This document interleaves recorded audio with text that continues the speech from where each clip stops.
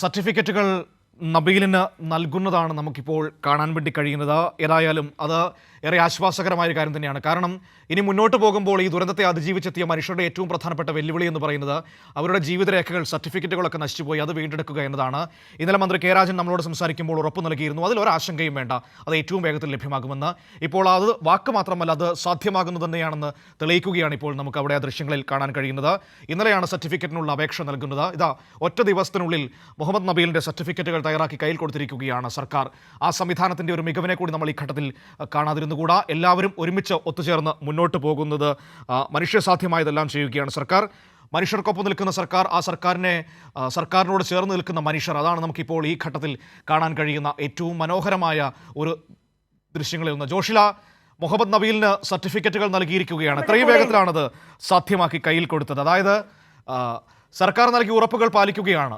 രേഖകളെക്കുറിച്ചോ സർട്ടിഫിക്കറ്റിനെ കുറിച്ചോ ആശങ്ക വേണ്ട എന്ന് മന്ത്രിമാർ വ്യക്തമാക്കിയിരുന്നു. അതിപ്പോൾ യാഥാർത്ഥ്യമാകുന്നു.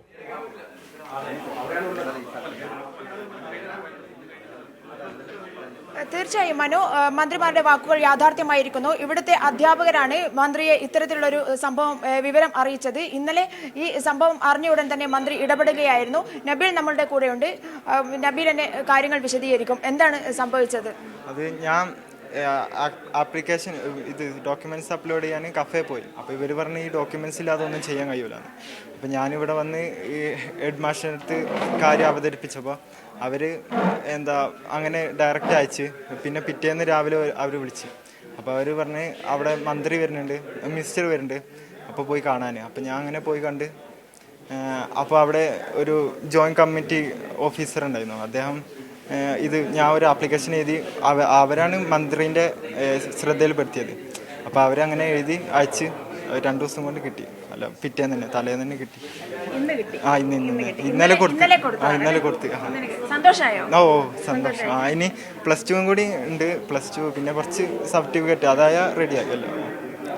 നബീൽ രക്ഷപ്പെട്ട ഒരു വലിയൊരു കഥ മാഷ് ഇന്നലെ പറയണ്ടായി.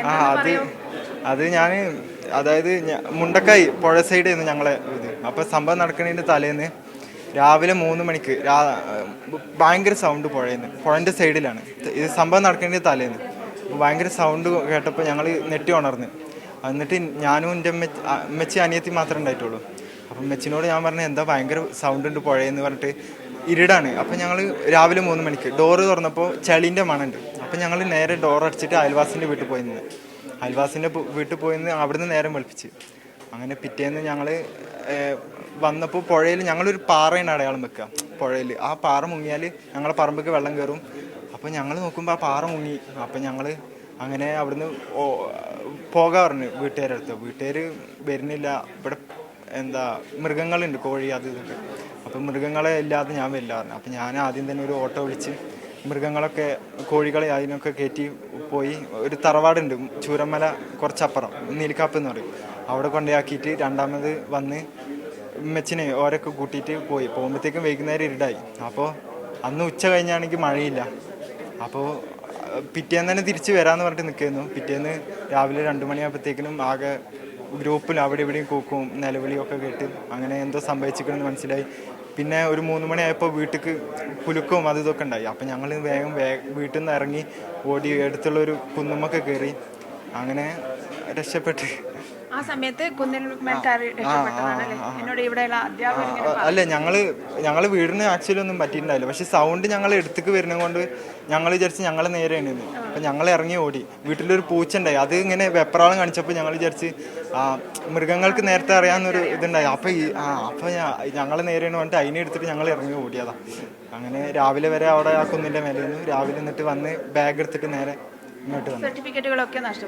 സർട്ടിഫിക്കറ്റ് ഒക്കെ പിറ്റേന്ന് പോയി എടുക്കാമെന്ന് വിചാരിച്ച്. അവരെ ഞാൻ കൂട്ടി വരുന്ന തിരക്കിലേന്ന് വന്ന്. അപ്പോൾ തലേന്ന് പോയി എടുക്കാമെന്ന് വിചാരിച്ച്. പക്ഷേ അപ്പോഴേക്കിനും എല്ലാം നഷ്ടപ്പെട്ടു. വലിയ സന്തോഷം. കാരണം ഇത് കിട്ടിയില്ലെങ്കിൽ പിന്നെ ഇന്ന് ഒരു വർഷം നമുക്ക് നഷ്ടമാവുമല്ലോ. അപ്പോൾ ഉമ്മച്ചി അതന്നെ, ഞാൻ കുറച്ചായി നീറ്റ് എൻട്രൻസ് ഒക്കെ റിപ്പീറ്റ് ചെയ്ത് അങ്ങനെയായിരുന്നു. അപ്പോൾ ഇനി ഈ ഒരു വർഷം കൂടി ഇത് കിട്ടിയില്ലെങ്കിൽ പിന്നെ അത് ഈ വർഷവും പോകുമെന്നുള്ളൊരു അവസ്ഥയിലായിരുന്നു.